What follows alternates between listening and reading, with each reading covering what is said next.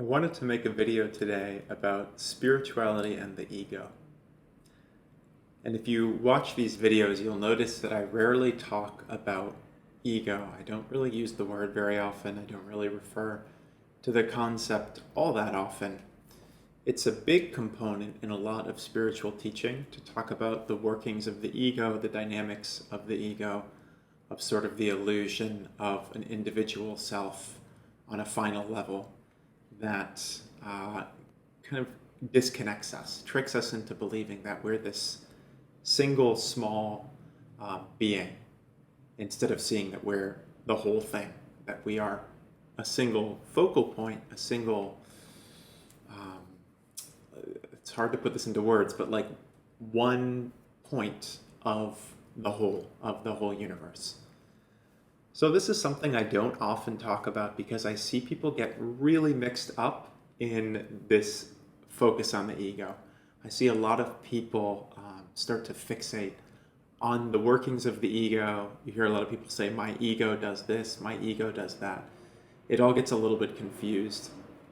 It's not that I think that the teaching is wrong in any way. The ego is absolutely kind of how this is all working and what people are getting tripped up in.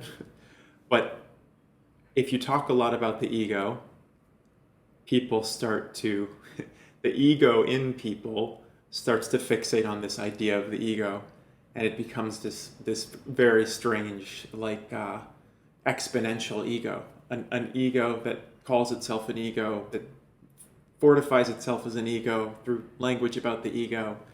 It's all a little bit strange. There's no way around this, no matter what you say. Trying to lead people out of that kind of trick of consciousness, people will grab onto different things. It's just the nature of living in this state of disconnectedness and ego.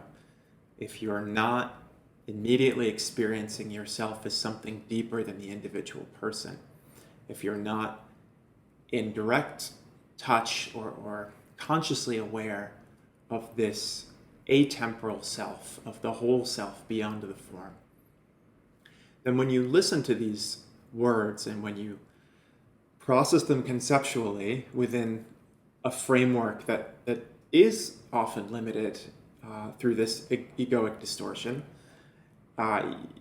you start to grab onto these words in different ways. You start to try to fit spiritual kind of language into your own paradigm, which is totally natural. I mean, that's how the ego operates, and it's how we function in the world. We try to contextualize what we experience within our frame of reference, which is ultimately an egoic frame of reference, but it often works for us, right? When we learn practical things, we orient ourselves in the world, we figure out what we need to do to survive, basically.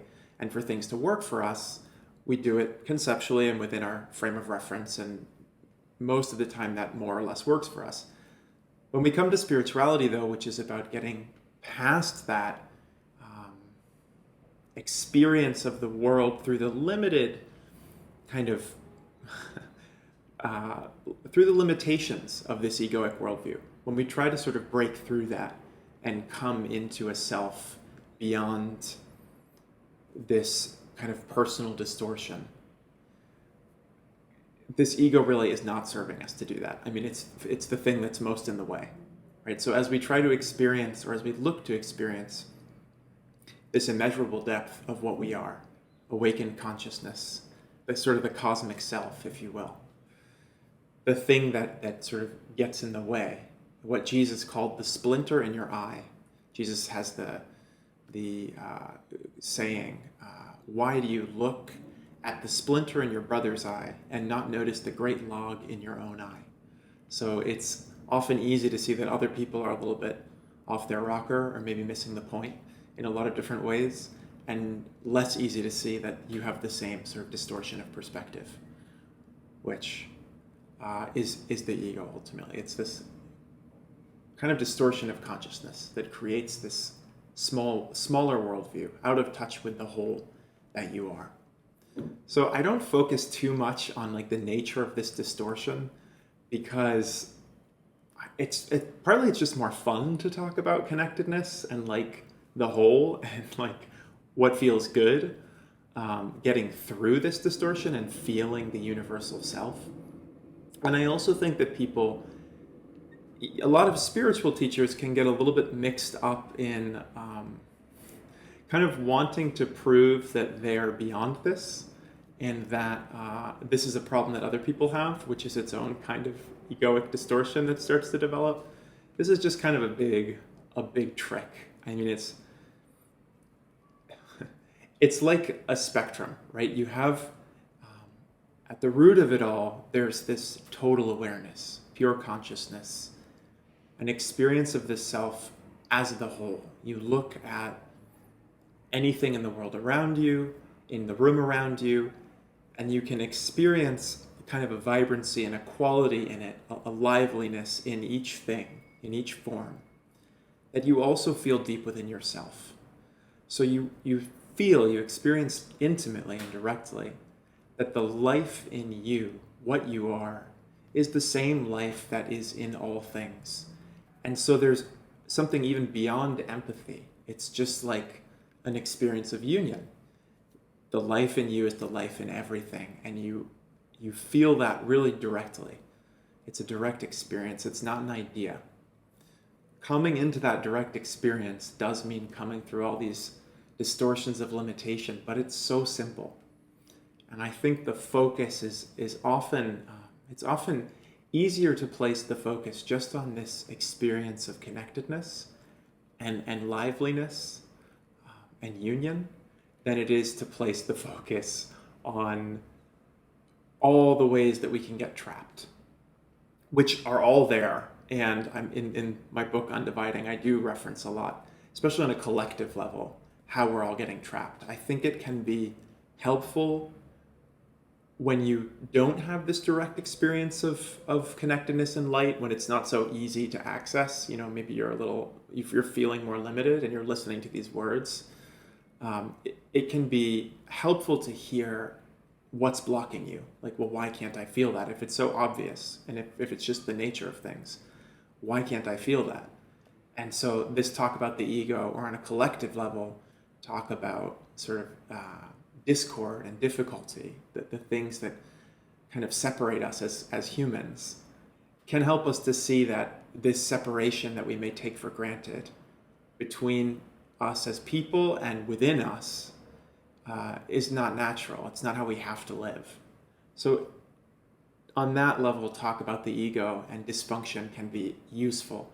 But then there's a point where if people continue to focus on like the mechanisms of their dysfunction, it becomes kind of fetishistic and not unnecessary. It's like, well, okay, yes, that's all there. But as you look deeply within, that dissolves, it goes away. It's not the point in spiritual teaching. It's just like kind of a secondary thing to learn about the ego and all of this, so that you can understand maybe why you're not seeing this clearly, why it's hard to experience. It's really not ultimately hard, but like why it's not obvious to you. Again, a spiritual teacher usually says, this is the most obvious thing in the world. It's just the nature of the universe. It's what you are. No matter what you do, it's still what you are. You're still consciousness. You always are. And that, all spiritual awakening is about is coming back to that basic reality. And so if it's so basic, why can't I see it?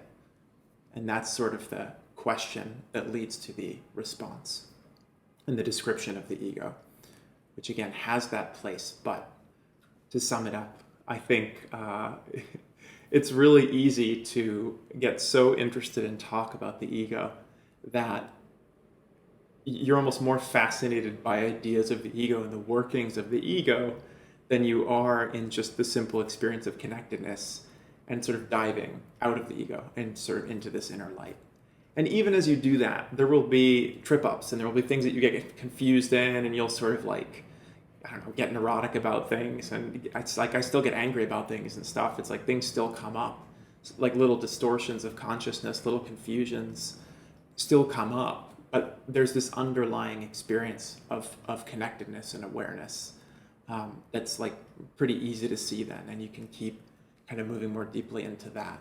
So then it doesn't really matter. Like, are you getting tripped up sometimes? Are you like making mistakes? Are you, behaving like a saint all the time?